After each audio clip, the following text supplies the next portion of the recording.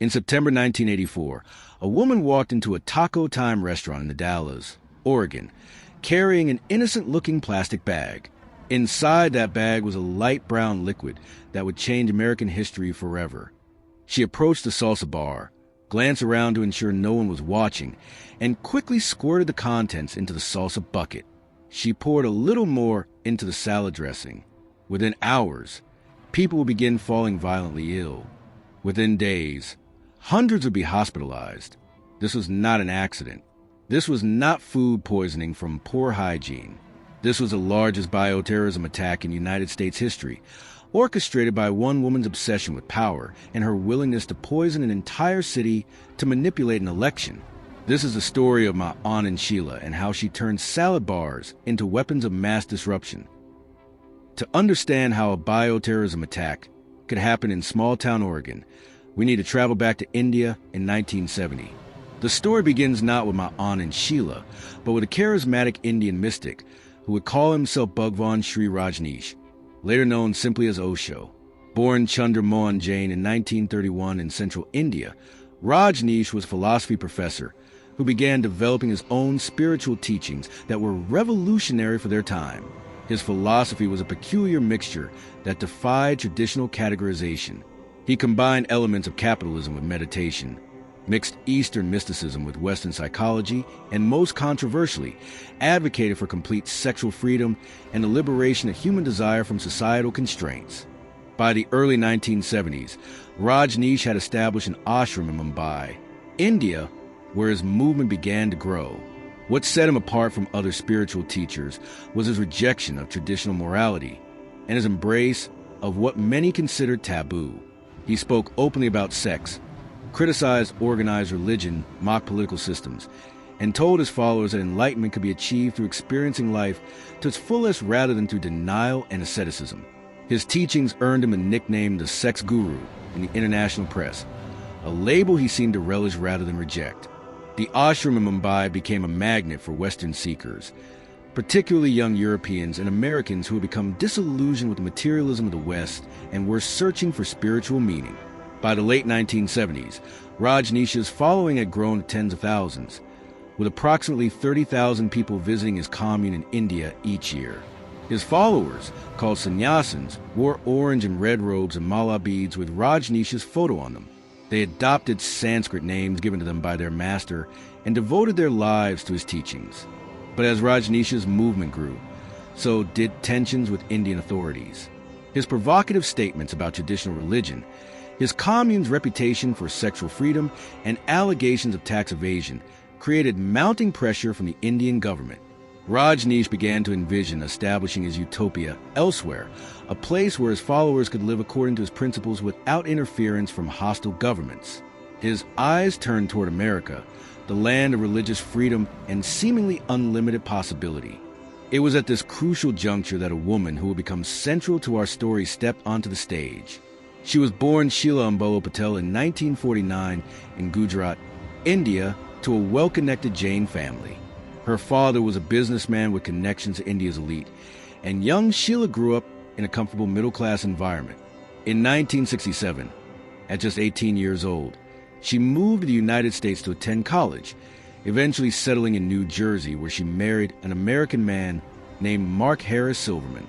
In 1972, Sheila encountered Rajneeshee during a visit to India. She was immediately captivated by his charisma and teachings.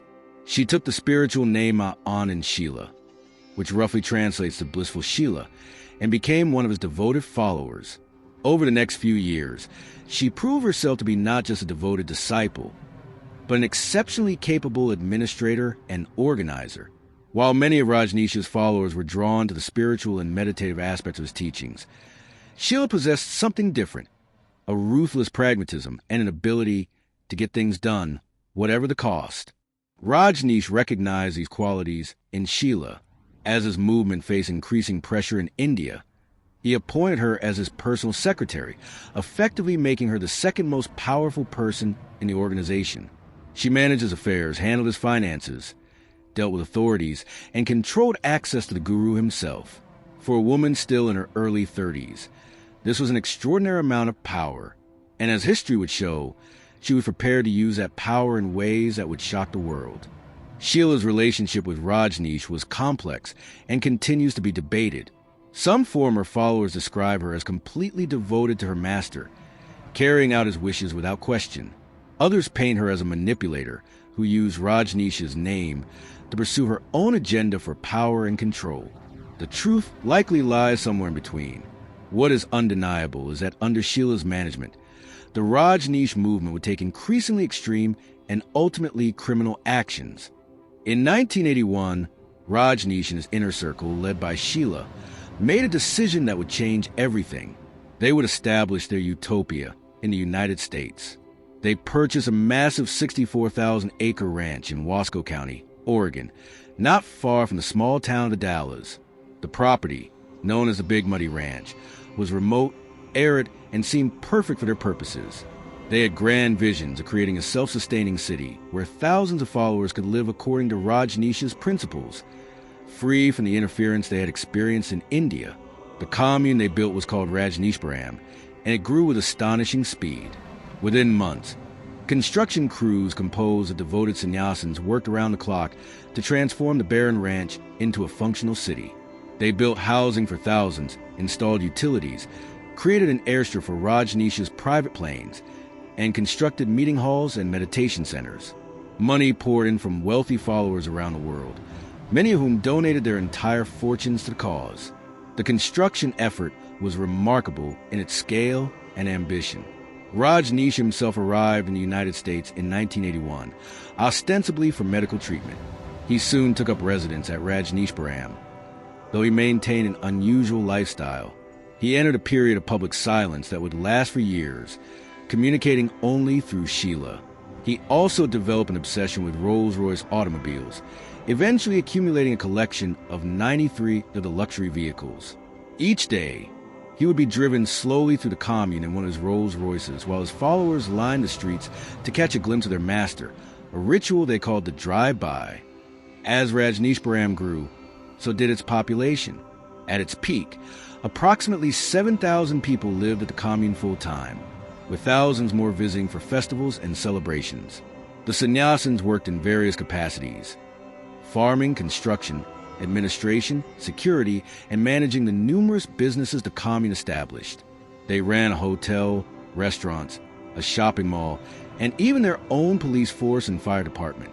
In many ways, they had achieved their goal of creating a self-contained city. However, there was a problem that Sheila and the Rajneeshees had not fully anticipated. Their neighbors did not welcome them. The arrival of thousands of orange-clad followers of an Indian guru who preached free love and rejected traditional American values did not sit well with conservative, predominantly Christian ranchers and townspeople of rural Oregon. The cultural clash was immediate and profound.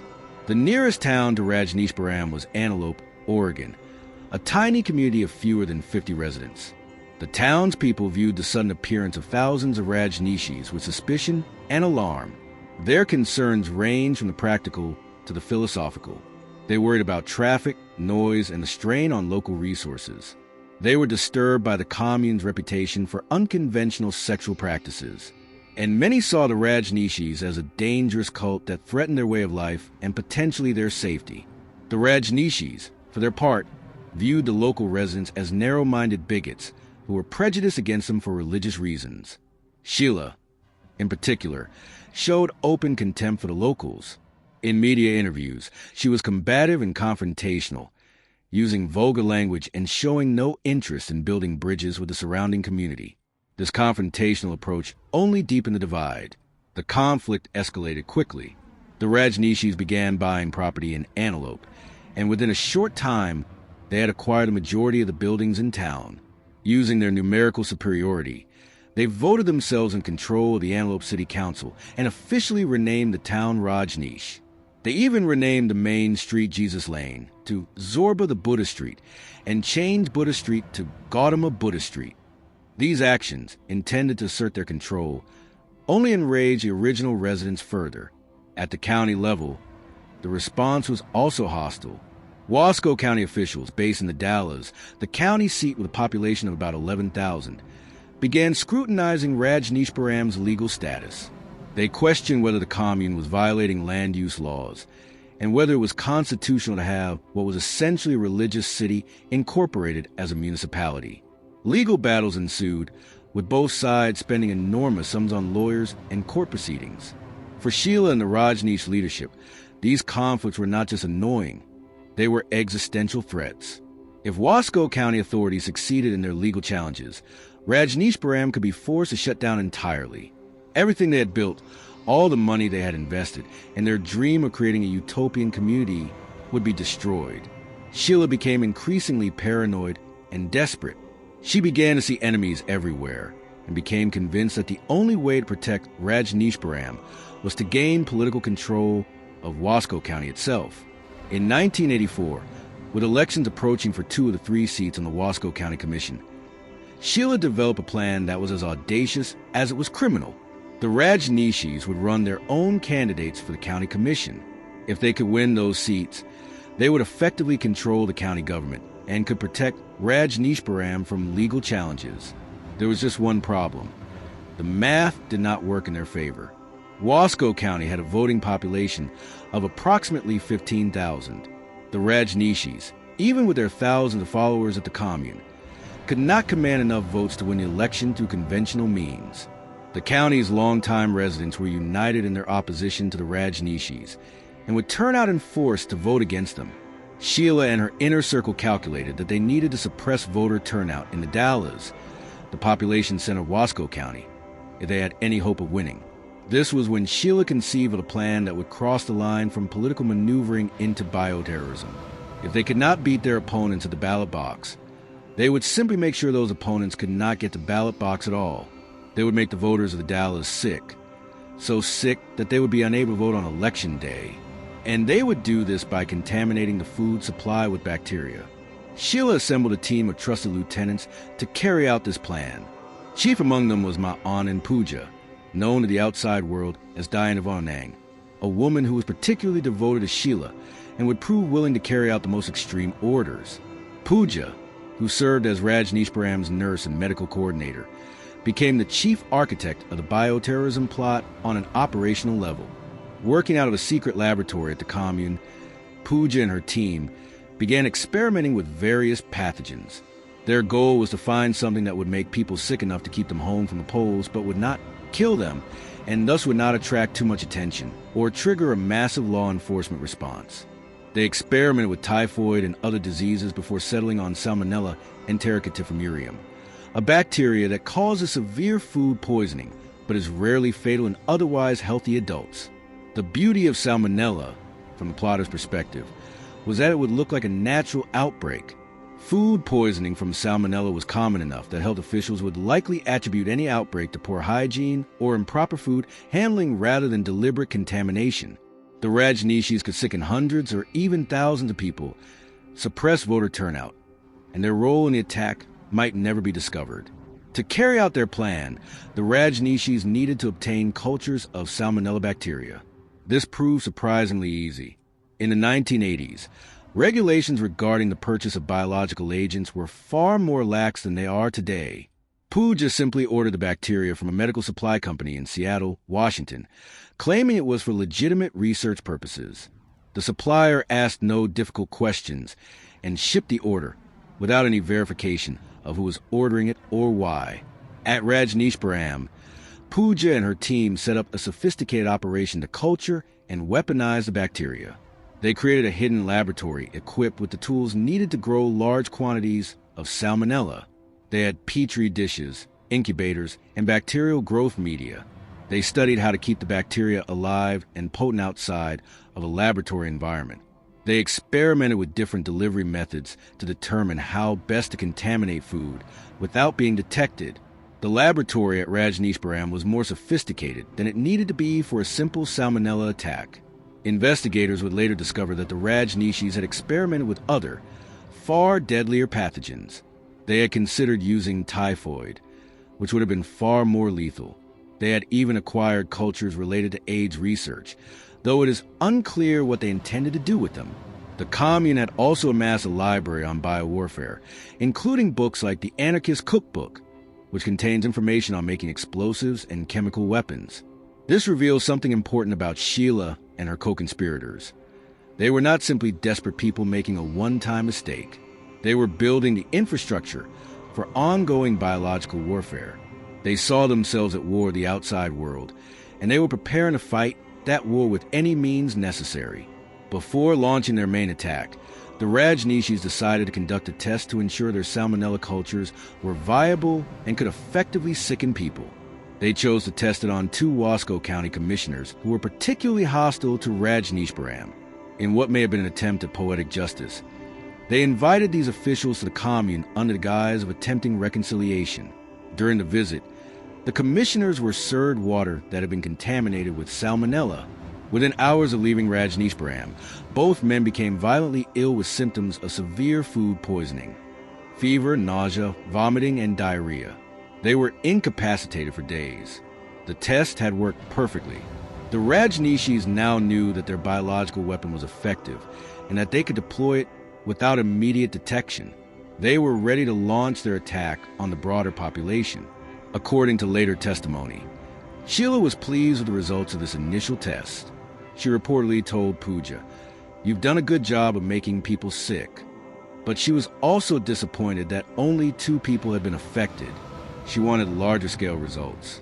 She wanted to sicken not just a few individuals, but hundreds or even thousands of voters in the Dallas. The stage was set for the largest bioterrorism attack in American history. In early September 1984, approximately 2 months before the November county elections, Sheila put her plan into action. She assembled multiple teams of Rajneeshees and gave each team small plastic bags or vials containing a light brown, foul-smelling liquid. This was their weaponized salmonella culture, which they nicknamed salsa among themselves, perhaps as dark humor or perhaps to create a code word that would not arouse suspicion if anyone overheard them discussing their plans. Sheila's instructions to her teams were clear and chilling. They were to dress in ordinary street clothes, nothing that would identify them as Rajneeshees. They were to drive to the Dallas in unmarked vehicles.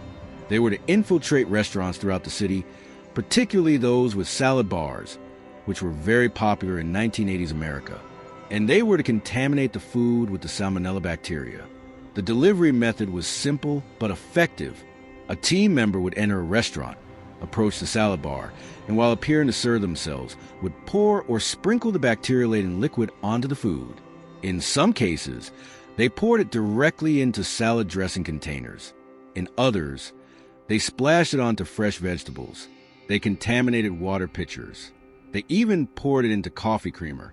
The attacks were carefully timed to maximize exposure, often occurring during busy lunch hours when many people would be eating from the contaminated food. The Rajneeshees hit 10 restaurants across the Dallas over the course of several weeks. Among the targeted establishments were a Taco Time, a Shakey's Pizza, co-owned by a member of the Wasco County Land Use Board, multiple family restaurants, and various other eateries. They deliberately chose popular establishments that would have high customer volume. Their goal was to sicken as many people as possible. What makes this attack particularly disturbing is the cold calculation behind it. The perpetrators knew they were poisoning innocent people who had done nothing wrong except live in the same county where the Rajneeshees had chosen to establish their commune. They knew that children would eat this food, that elderly people would consume it, that pregnant women might be exposed. They knew that people would become violently ill, that some might suffer lasting health consequences, that the community would be traumatized. And they did it anyway because they believed their political goals justified any means. The results of the attack became apparent quickly. By mid-September, people throughout the Dallas began falling ill with what appeared to be severe food poisoning. The symptoms were consistent: violent diarrhea, high fever, chills, nausea, vomiting, severe headaches, abdominal pain, and in some cases, bloody stools. Victims described it as the sickest they had ever been in their lives. Many thought they were going to die. By September 24th, 1984, more than 150 people had become violently ill. But this was just the beginning. As the month progressed, the numbers continued to climb. Hospital emergency rooms in the Dallas were overwhelmed with patients suffering from acute gastroenteritis. Doctors and nurses worked around the clock, treating the flood of victims. The hospitals were running out of beds, running out of force supplies needed to treat dehydration, running out of staff capacity to care for all the sick.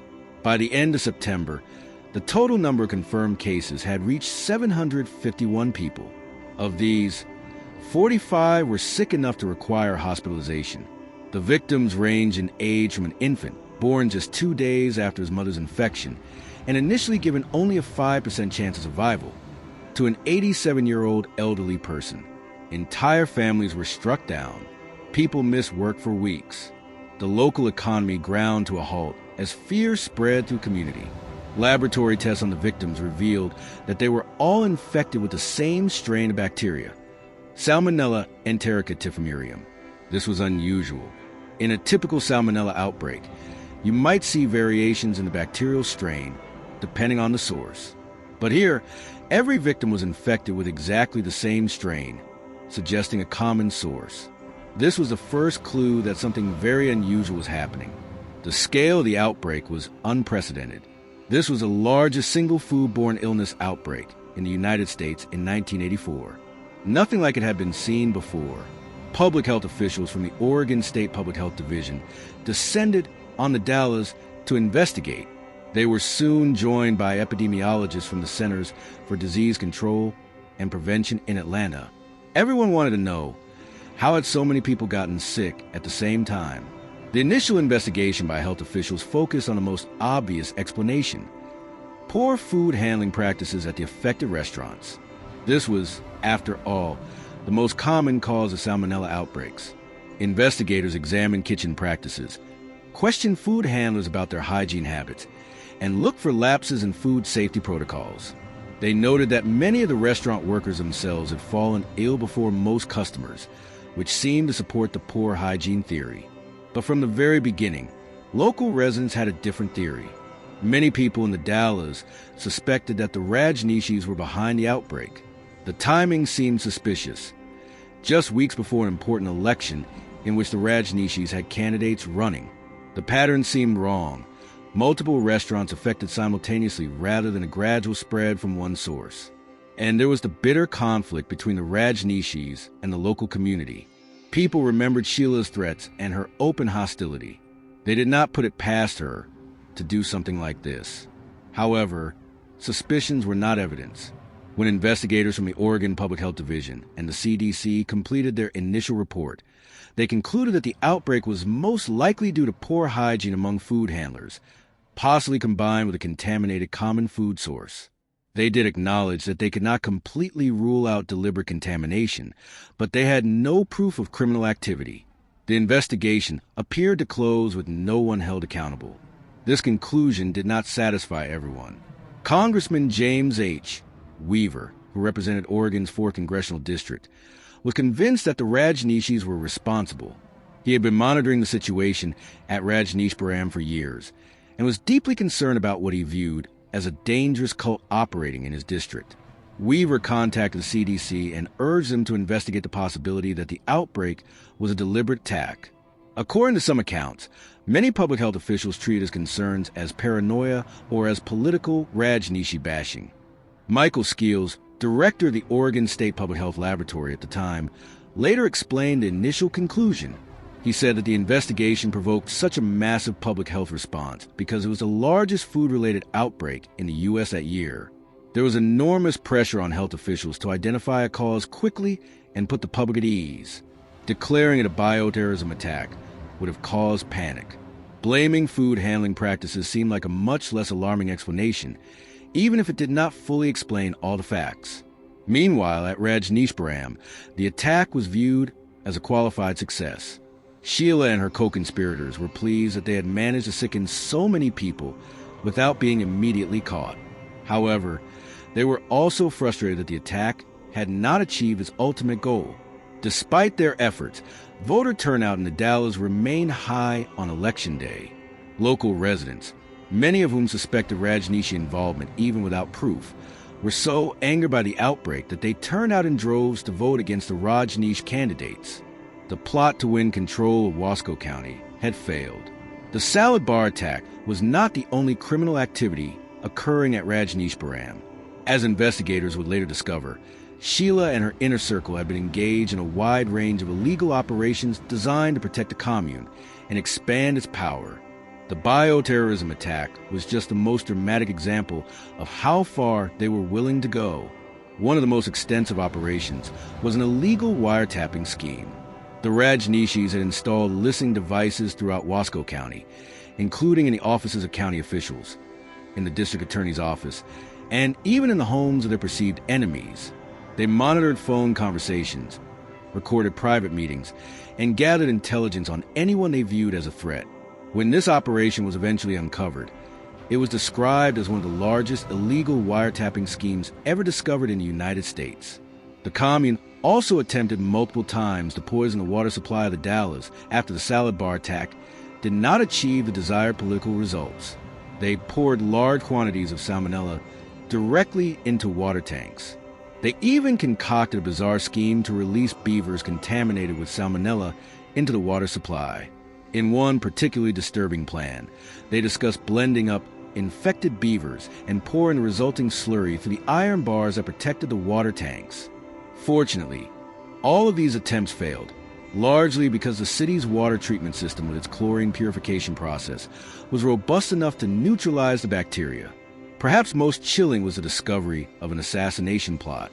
The Rajneeshees had planned to murder Charles Turner, the United States Attorney for the District of Oregon, who was investigating various federal violations at Rajneeshee.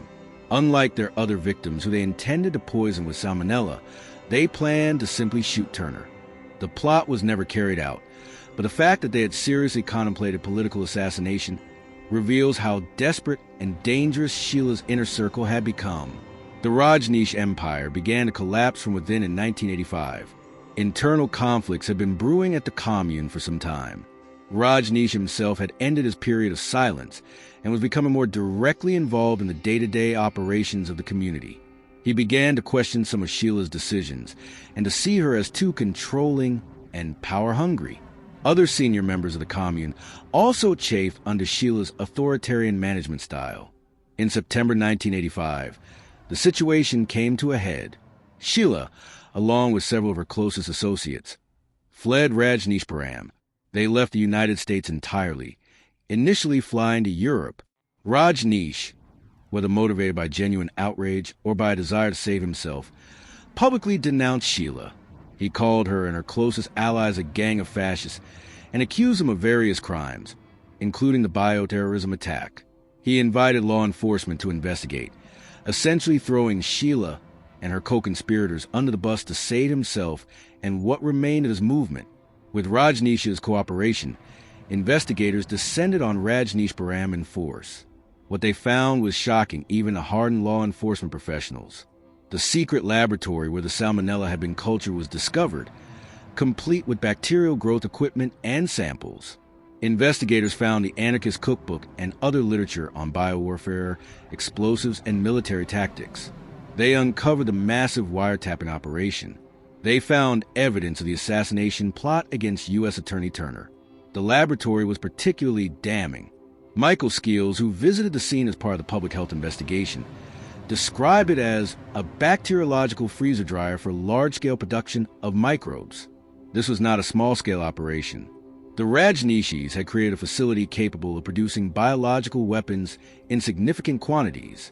Investigators also found evidence that the commune had experimented with other pathogens beyond salmonella, suggesting that the salad bar attack might have been just the beginning of their bioterrorism plans.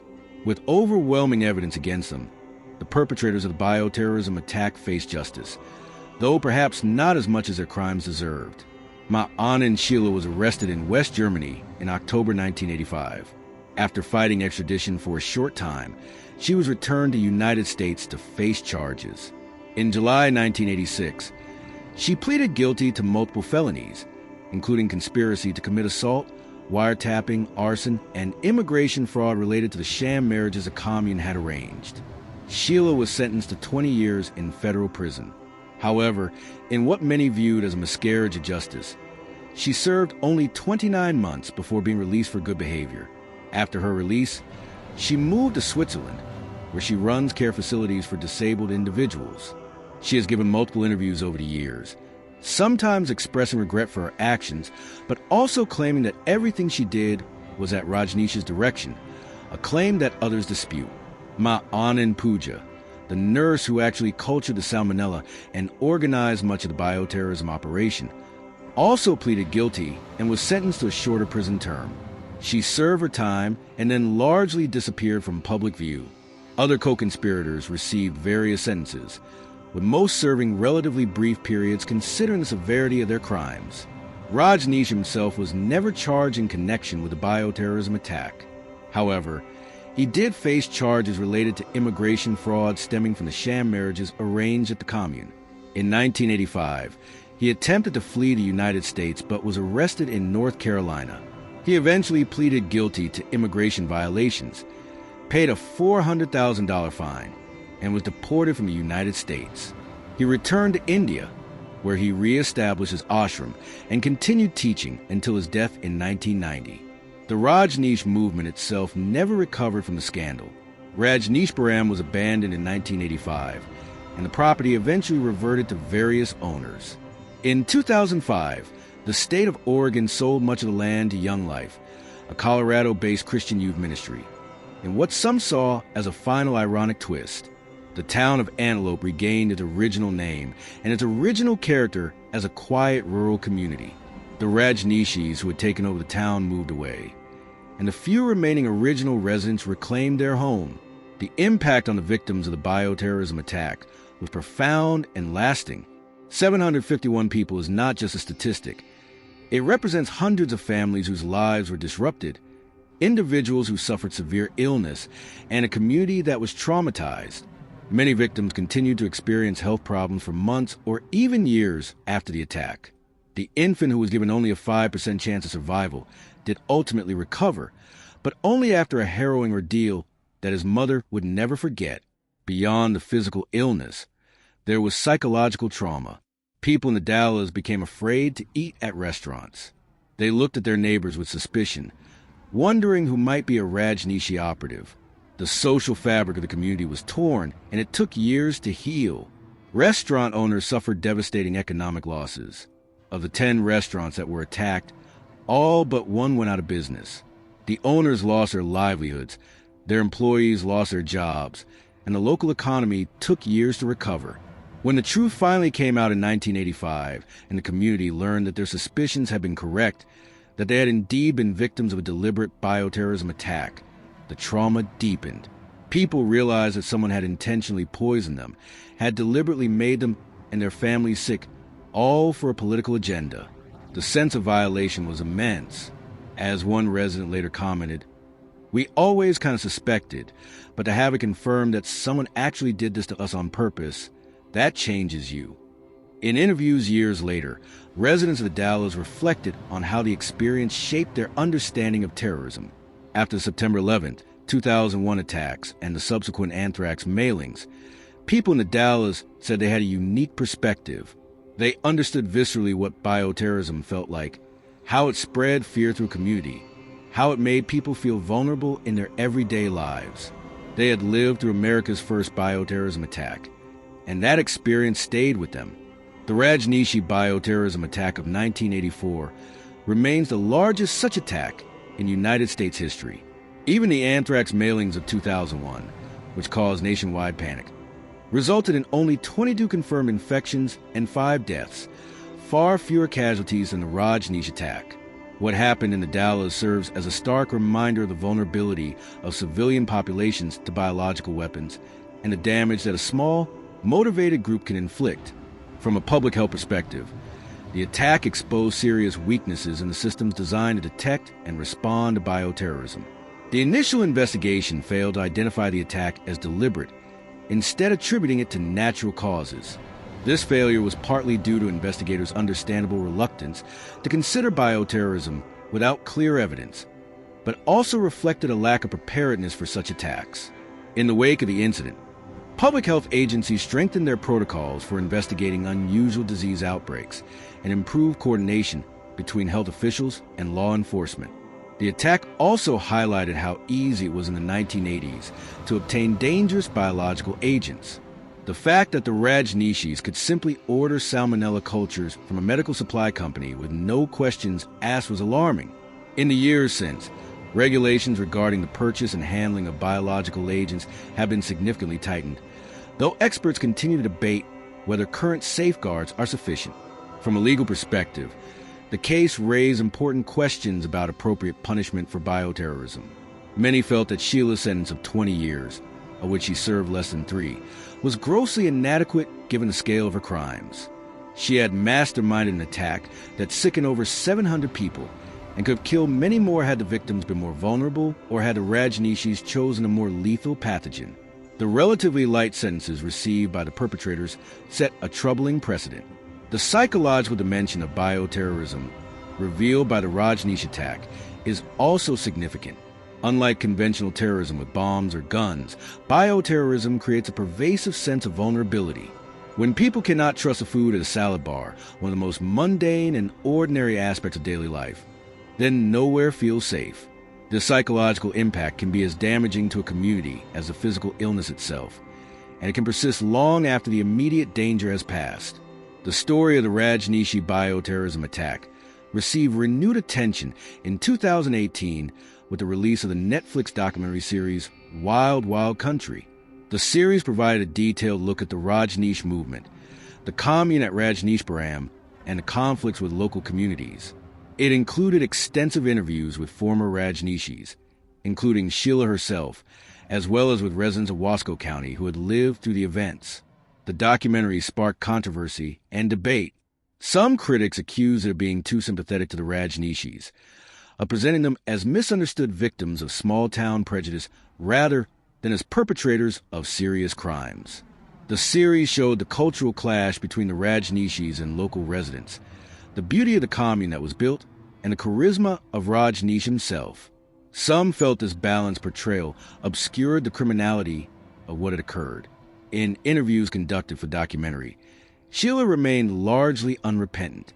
She acknowledged that the bioterrorism attack had occurred, but continued to claim she was following Rajneesh's orders.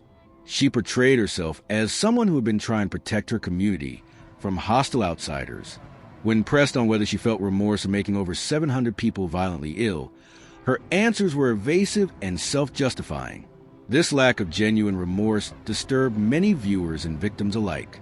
The documentary also reignited debates about religious freedom, cult behavior, and the line between legitimate spiritual movements and dangerous organizations. The Rajneeshees genuinely believed they were creating a utopia, a place where people could live freely according to their spiritual beliefs. But when that vision was threatened, they were willing to commit terrible crimes. The question remains, at what point does a religious or spiritual movement become so insular and so convinced of its own righteousness that its members can justify acts of terrorism? Ma Anand Sheila, now in her 70s, continues to live in Switzerland, where she operates 2 care homes for people with disabilities. She has given numerous interviews over the years, particularly after Wild Wild Country brought renewed attention to her story.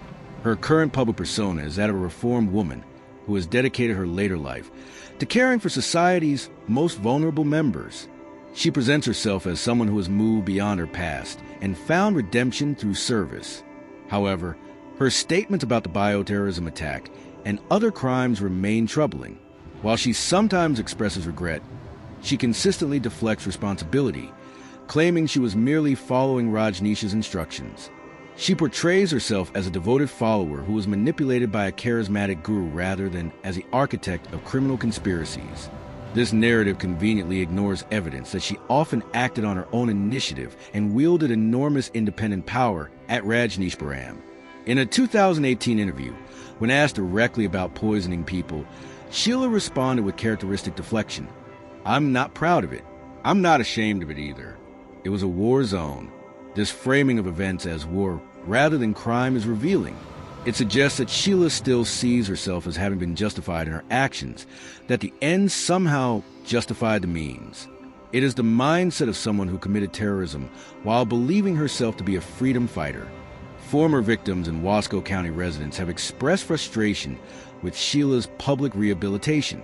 They feel she has escaped true accountability, serving barely 2 years in prison for crimes that traumatized an entire community. They note that she now profits from her notoriety through interviews and public appearances. Meanwhile, the restaurant owners who lost their businesses never received compensation. The people who suffered lasting health effects received no restitution. The community that was attacked has been largely forgotten in a narrative that focuses on the fascinating, charismatic criminals rather than their victims. The Rajneeshee bioterrorism attack did not occur in isolation. It is part of a broader pattern of violence associated with cults and insular religious movements that become convinced they are at war with the outside world. Understanding this pattern helps explain how seemingly spiritual people can commit horrific acts. The Jonestown Massacre in 1978, just 6 years before the Rajneeshee attack, resulted in the deaths of over 900 people who drank cyanide-laced punch at their leader Jim Jones's command. The Branch Davidian standoff in Waco, Texas in 1993 ended with more than 75 deaths. The Aum Shinrikyo cult in Japan released sarin nerve gas in the Tokyo subway system in 1995, killing 13 people and injuring thousands. The Heaven's Gate cult committed mass suicide in 1997.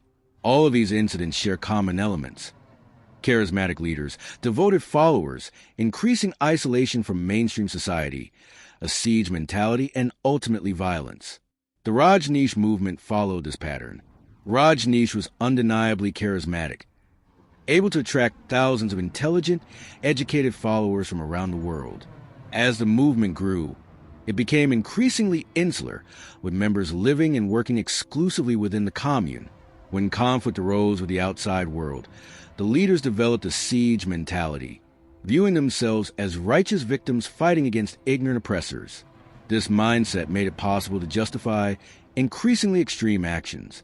What makes the Rajneeshee case particularly instructive is that the violence was not the impulsive act of a single deranged individual. It was carefully planned, methodically executed, and involved multiple people who each played specific roles. Sheila conceived the plan. Pooja cultured the bacteria. Multiple teams carried out the attacks. Others provided logistical support. This was organizational terrorism, not lone wolf violence, which makes it both more disturbing and potentially more dangerous. The September 11th, 2001 terrorist attacks fundamentally changed how Americans think about terrorism and security. In the immediate aftermath, as the nation grappled with the reality of catastrophic terrorist attacks on U.S. soil, fears of bioterrorism surged. These fears seemed justified when anthrax-laced letters were mailed to media outlets and congressional offices in October 2001, resulting in 5 deaths and widespread panic. The anthrax attacks, which remain only partially solved to this day, demonstrated that bioterrorism was not just a historical curiosity from Oregon in the 1980s, but a continuing threat. The attacks prompted massive investments in biodefense, improved coordination between public health and law enforcement agencies, and new legislation regarding biological weapons. The Public Health Security and Bioterrorism Preparedness and Response Act of 2002 specifically addressed many of the vulnerabilities that the Rajneeshee attack had exposed. However, the Rajneeshee bioterrorism attack remains relevant for several reasons. First, it demonstrates that bioterrorism does not require sophisticated state-sponsored programs or highly trained scientists. A nurse and a small team working in a makeshift laboratory were able to sicken over 700 people. Second, it shows that the goal of bioterrorism is not necessarily mass casualties, but rather disruption, fear, and political manipulation. The Rajneeshees did not want to kill everyone in the Dallas. They want to keep them home on election day. Third, it reveals how difficult it can be to detect bioterrorism when it occurs, as the initial investigation completely missed the deliberate nature of the attack. Today, concerns about bioterrorism have evolved. The COVID-19 pandemic demonstrated how vulnerable societies are to infectious disease, and how effectively disease can be weaponized, whether intentionally or not.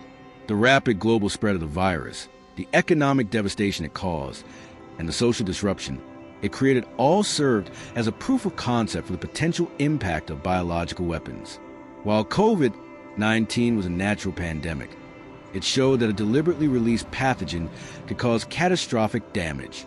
National security experts continue to worry about bioterrorism threats. These concerns include the possibility of genetically engineered pathogens created using modern biotechnology, the theft of dangerous agents from research laboratories, or the deliberate release of naturally occurring but deadly diseases like smallpox or Ebola.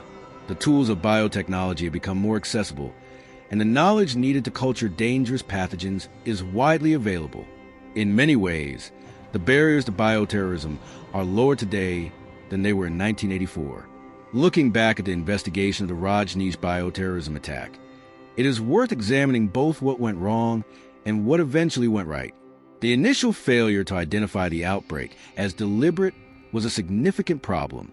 Despite strong circumstantial evidence, including the unprecedented scale of the outbreak, the suspicious timing, widespread local suspicions, and the unusual pattern of infection, investigators concluded it was likely due to poor food handling practices.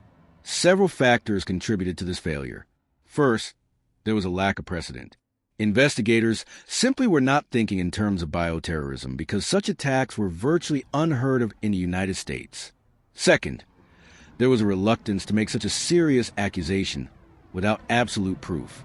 Declaring that someone had deliberately poisoned hundreds of people would have been explosive, and officials were understandably cautious. Third, there may have been an element of bias. Some investigators may have dismissed local residents' suspicions about the Rajneeshees as prejudice or paranoia rather than considering them seriously. The breakthrough came only when Rajneeshee himself provided information about the crimes occurring at the commune. This highlights a weakness in the investigation. It relied ultimately on an insider revealing the truth rather than on investigators discovering it independently. Had Sheila not fled, and had Rajneeshee not turned on her, the bioterrorism attack might never have been definitively proven. The perpetrators might have gotten away with it. However, once investigators had access to Rajneeshee, the quality of the forensic work was excellent. The secret laboratory was thoroughly documented. Bacterial samples were collected and analyzed. The wiretapping equipment was cataloged. Documentation of the various criminal conspiracies was preserved. This forensic work provided the evidence needed to secure convictions and understand the full scope of what had occurred. The case also demonstrated the importance of multi-agency cooperation. The investigation ultimately involved local law enforcement, the Oregon State Police, the FBI, the U.S. Attorney's Office, the Oregon Public Health Division, the CDC, and other agencies. Coordinating among these different organizations, each with its own jurisdiction and priorities, was challenging but essential. The lessons learned from this coordination have informed how agencies respond to suspected bioterrorism today. An important question worth exploring is why the Rajneeshees chose the Dallas as their target. The answer reveals much about their strategic thinking and about the nature of bioterrorism as a political weapon. The Dallas was not selected randomly. It was chosen because it was a population center of Wasco County, and therefore the place where voter suppression would have the greatest impact on election results. The city had a population of approximately 11,000 people in 1984, making it by far the largest community in the county. If the Rajneeshees could suppress voter turnout in the Dallas, they believed they could win the county commission seats despite being unpopular with the general population. The restaurants targeted were chosen for maximum impact. Popular establishments with high customer volume, particularly those with salad bars where contamination could affect many people quickly. There's also a symbolic dimension to the choice. The Dallas represented everything the Rajneeshees were fighting against. Traditional American small-town values, conservative Christianity, and resistance to their presence. By attacking the Dallas, they were striking at the heart of the opposition. It was not just a tactical move, but an act of aggression against a community they viewed as their enemy. The vulnerability of the Dallas also factored into the decision. It was a small city without sophisticated public health infrastructure. The local hospital was not equipped to handle hundreds of simultaneous cases of severe food poisoning. The restaurant industry was not prepared for bioterrorism. Law enforcement lacked experience with such attacks. The Rajneeshees correctly calculated that they could overwhelm the local response capacity and create chaos. What the Rajneeshees miscalculated was the resilience of the community. They believed that sickening hundreds of people would break the will of the Dallas residents and keep them from voting. Instead, It galvanized opposition to the Rajneeshee movement. People who might have been indifferent to the election made sure to vote. Those who had been ambivalent about the Rajneeshees became determined to oppose them.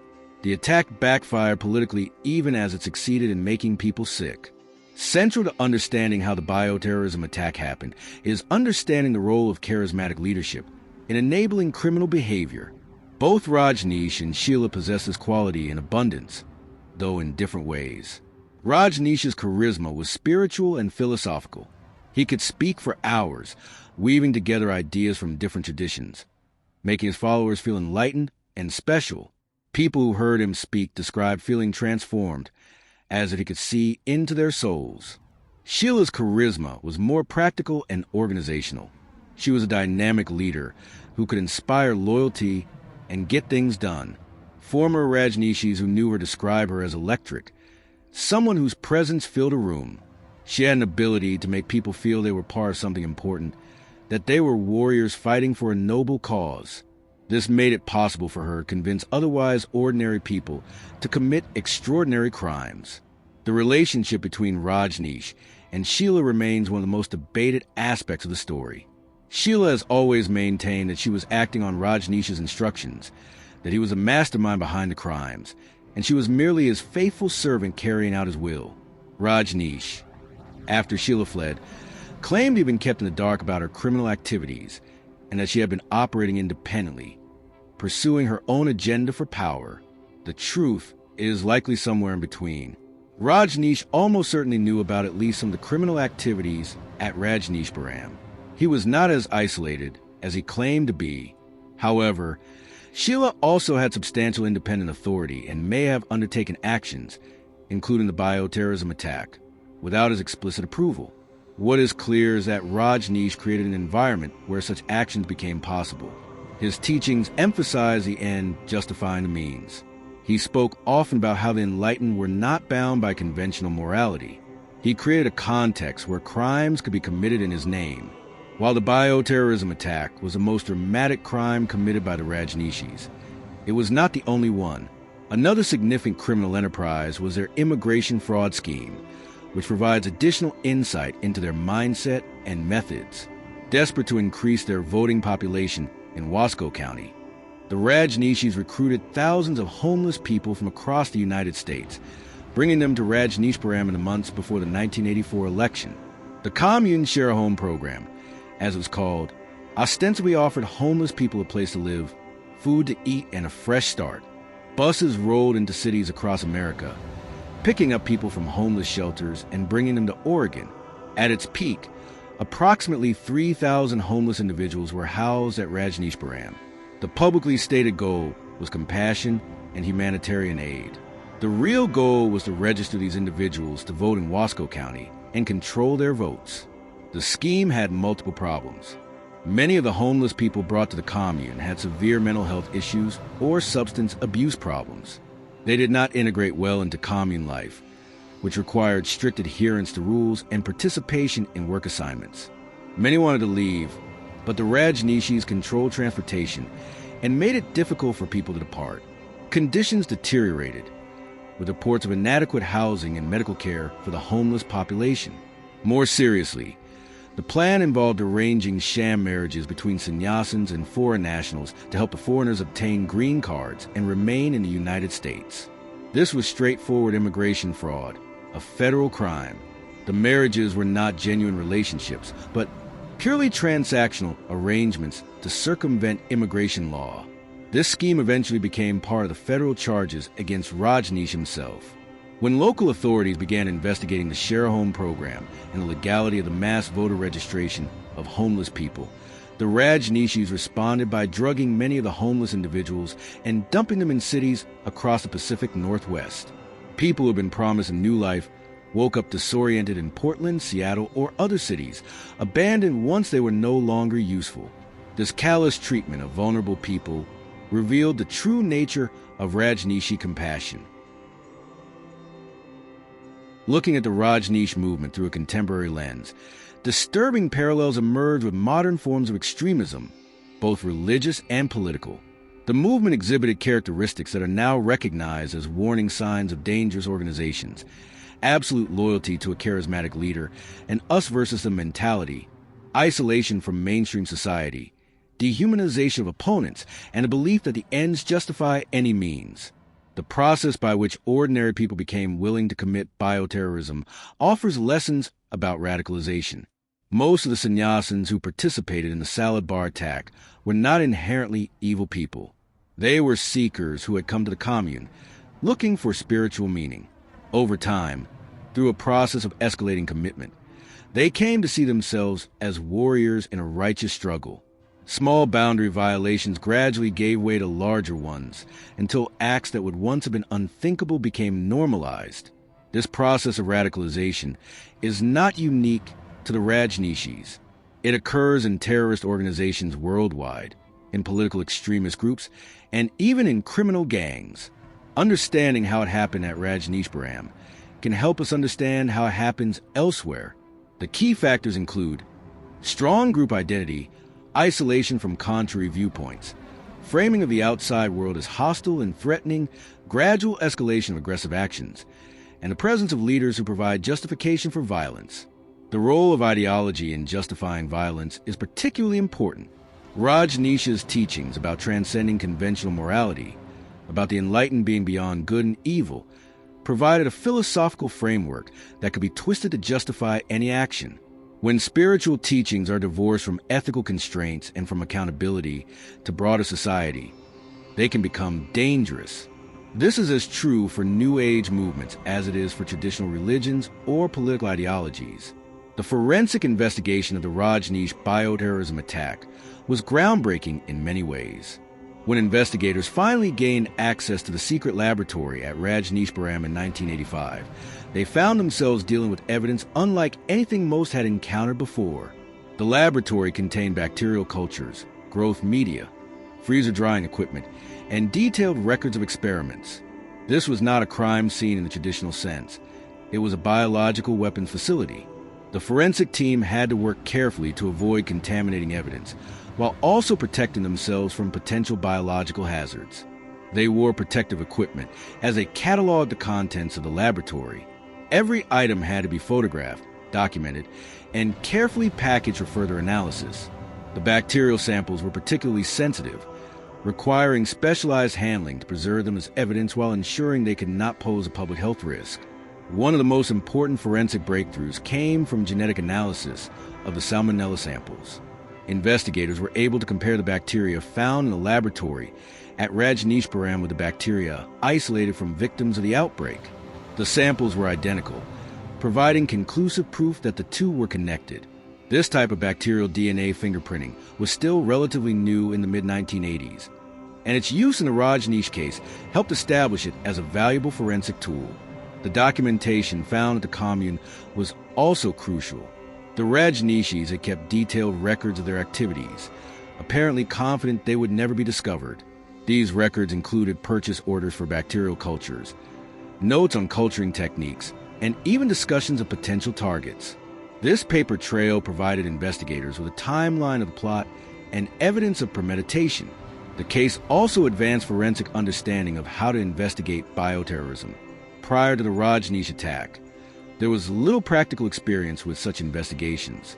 The techniques developed during this case, including the coordination between public health officials and law enforcement, the analysis of epidemiological patterns, and the handling of biological evidence, became models for future bioterrorism investigations. The media coverage of the Rajneeshee movement and the bioterrorism attack was extensive and often sensationalized. From the earliest days of the commune's establishment in Oregon, journalists were fascinated by the story of the Indian guru, his fleet of Rolls-Royces, and his devoted followers in their orange robes. Initial coverage often portrayed the Rajneeshees as an interesting, if eccentric, spiritual movement. As conflicts with local residents escalated, media coverage became more skeptical. Journalists began investigating allegations of abuse, financial impropriety, and bizarre behavior at the commune. The confrontational attitude of Sheila, who gave numerous combative interviews, provided great television but also turned public opinion against the Rajneeshees. Her profanity-laced tirades and her obvious contempt for local residents made it difficult for the movement to gain sympathy in the broader public. When the bioterrorism attack was finally revealed in 1985, media coverage exploded. The story had everything: a charismatic guru, a villainous female operative, innocent victims, a secret laboratory, and an unprecedented crime. National news programs covered the story extensively. Newsweek ran a cover story. 60 Minutes produced a detailed segment. The Rajneeshee story became one of the defining cult stories of the 1980s, alongside Jonestown and the controversies surrounding the Hare Krishnas and the Moonies. However, media coverage at the time largely missed the broader implications of the bioterrorism aspect. Most coverage focused on the cult dynamics and the bizarre behavior of the Rajneeshees, rather than on the serious national security implications of a successful bioterrorism attack on U.S. soil. It was treated more as a cult story than as a terrorism story. This may explain why the incident did not lead to more immediate changes in bioterrorism preparedness, and why it was somewhat forgotten until renewed interest following the 2001 anthrax attacks. The 2018 Netflix documentary, Wild Wild Country, provided a more nuanced and detailed look at the story, but also generated controversy. Some critics felt the documentary was too even-handed, giving too much sympathetic coverage to the perpetrators and not enough focus on the victims. The documentary's beautiful cinematography and compelling storytelling made the Rajneeshees seem almost glamorous, which disturbed people who had lived through the events. Others praised it for providing context and exploring the complex dynamics that led to the crimes rather than simply demonizing everyone involved. The Rajneeshee bioterrorism attack transformed thinking about the intersection of public health and national security.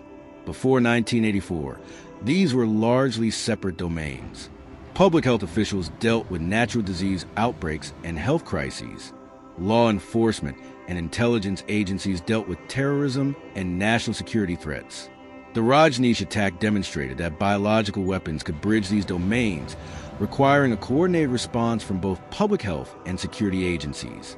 One key lesson was the importance of surveillance systems that can detect unusual disease patterns.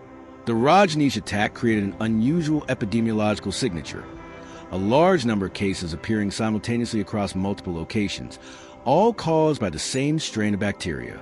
In retrospect, this pattern should have immediately raised suspicions of deliberate contamination.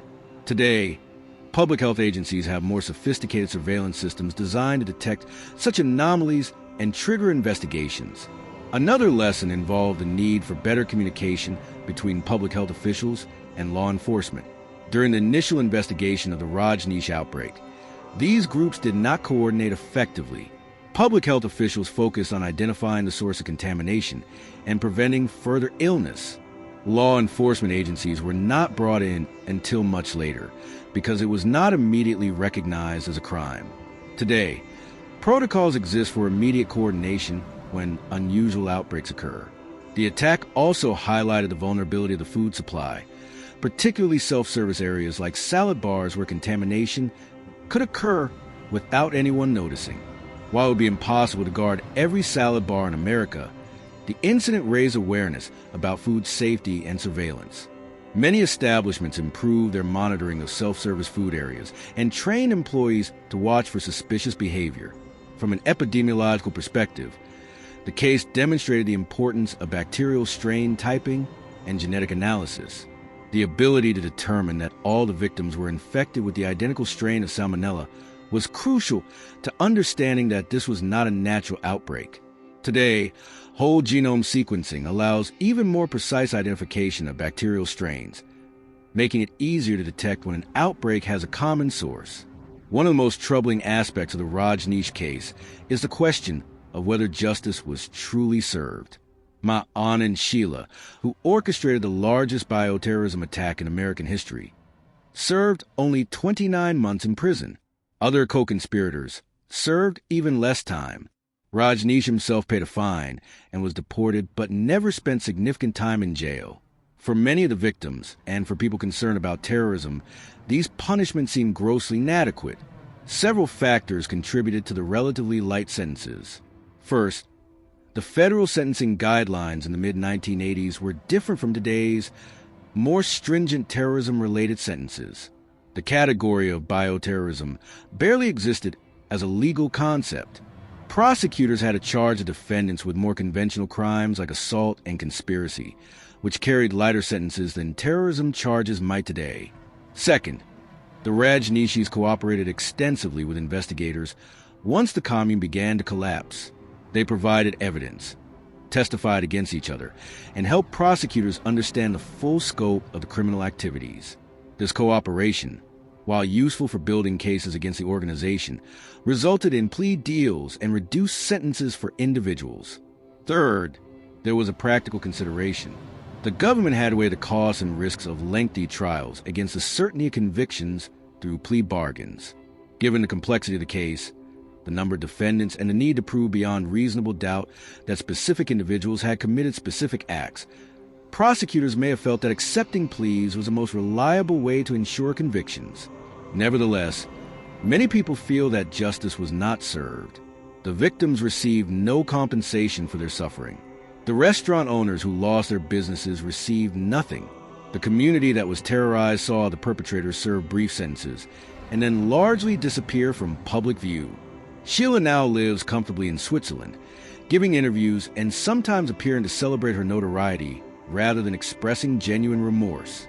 If the same attack occurred today, in the post-9/11 environment with enhanced terrorism statutes and mandatory minimum sentences for terrorism-related crimes, the punishments would almost certainly be much more severe. This raises uncomfortable questions about equality under the law, and whether the timing of a crime should so dramatically affect the punishment received. Throughout this story, we have focused primarily on Anand Sheila as the architect of the bioterrorism plot. But what about Rajneeshee himself? To what extent was he responsible for the crimes committed in his name? This question has no easy answer, and opinions vary widely among those who knew him and those who have studied the case. Rajneeshee claimed, after Sheila fled, that he had been completely unaware of her criminal activities. He portrayed himself as a spiritual teacher who had been misled and manipulated by an ambitious subordinate who had used his name to pursue her own agenda. He said he had been in silence for years and had been kept isolated from the day-to-day operations of the commune. According to this narrative, he was a victim as much as anyone else. However, this account is difficult to believe entirely.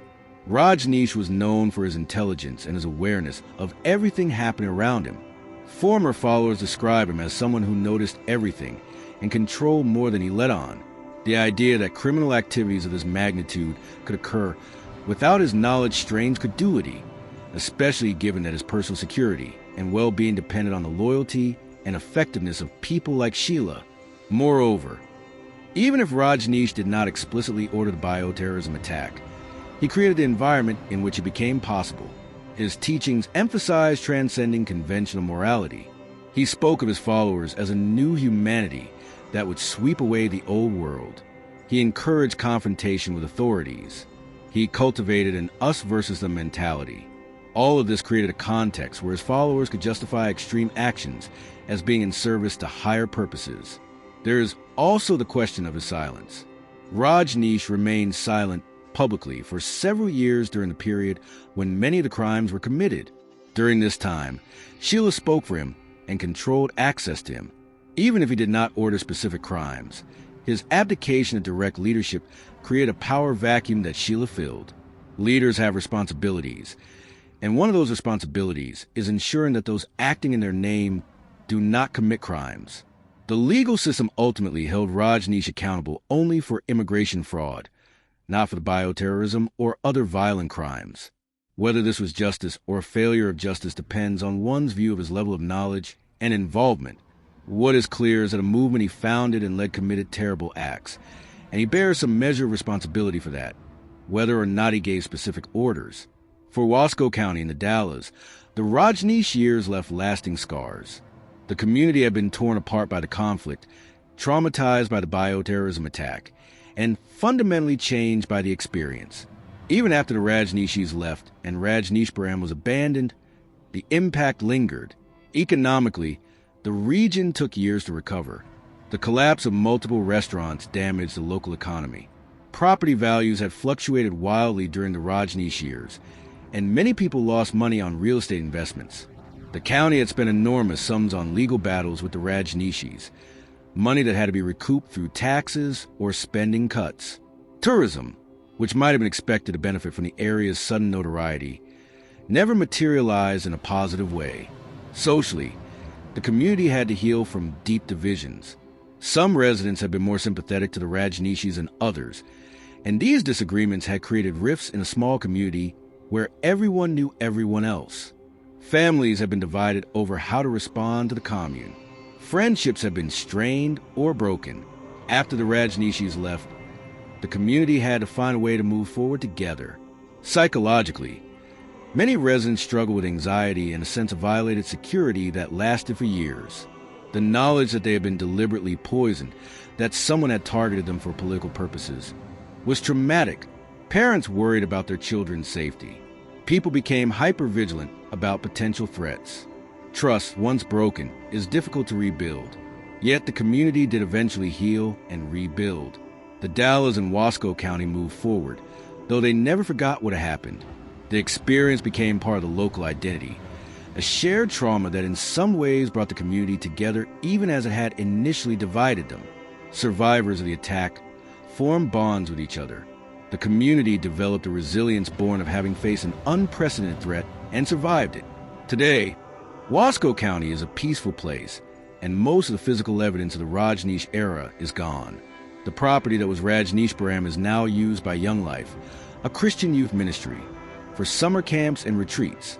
Antelope has returned to being a quiet, rural town. But the memory remains, kept alive by the survivors and by those who want to ensure that the lessons of what happened are not forgotten. The story of how one woman poisoned an entire city is ultimately a story about the corruption of spiritual ideals, the dangers of charismatic leadership unchecked by accountability, and the vulnerability of open societies to those willing to weaponize everyday aspects of life.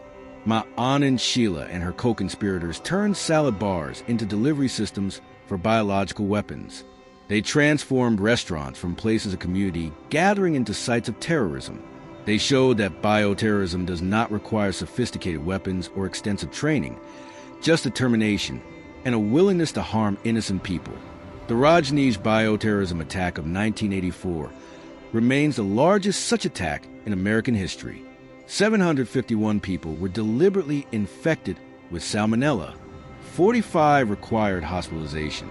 An entire community was traumatized. And yet, because no one died and because the attack occurred before the era of heightened terrorism awareness, it has been somewhat forgotten in the broader narrative of American history. This is a mistake. The lessons of the Dallas, Oregon in 1984 remain relevant today. We live in a world where the tools of biotechnology are becoming more accessible, where the knowledge needed to create biological weapons is widely available, and where extremist groups of all kinds continue to seek ways to advance their agendas through violence. The Rajneesh case shows how easily a small group can obtain dangerous biological agents, culture them in a makeshift laboratory, and deploy them against civilians. It shows how difficult it can be to detect bioterrorism when it occurs. And it shows how a community can be devastated not just by the physical illness, but by the psychological impact of knowing they were deliberately targeted. The story also serves as a warning about the capacity of ordinary people to commit extraordinary evil when they become convinced they are fighting for a righteous cause. The sannyasins who contaminated those salad bars were not monsters. They were people who had come to Oregon seeking spiritual enlightenment. Through a process of radicalization, they came to believe that poisoning their neighbors was justified. This transformation from seeker to terrorist is one that occurs in many contexts, and understanding how it happened at Rajneeshpuram can help us understand how to prevent it elsewhere. Ma Anand Sheila's story is a cautionary tale about power, ideology, and the human capacity for rationalization. She was a woman of considerable talent and energy who could have accomplished much good. Instead, she orchestrated one of the most disturbing crimes in American history. Her lack of genuine remorse, her continued self-justification, and her ability to rehabilitate her public image despite her crimes all raised troubling questions about justice and accountability. In the end, the victims deserve the final word. They are the 751 people who became violently ill, the families who were torn apart, the community that was traumatized. They are the restaurant owners who lost their businesses, the children who grew up afraid, and all those whose lives were forever changed by the deliberate actions of people who believed their political goals justified any means. Their suffering was real, their trauma lasting, and their story deserves to be remembered. The bioterrorism attack in the Dalles, Oregon was not just a strange episode from the past. It is a warning from history about threats that remain relevant today. It is a reminder that terrorism can come from unexpected sources, that biological weapons are frighteningly accessible, and that the price of freedom is eternal vigilance. Most importantly, it is a testament to the resilience of communities that face terrorism and to the importance of justice, accountability, and remembrance. What do you think about this incredible and disturbing story? Could something like this happen again today? Are we better prepared to detect and prevent bioterrorism? Or are we still vulnerable to determined attackers willing to weaponize our food supply? Let us know your thoughts in the comments section. And in the meantime, thank you very much for watching.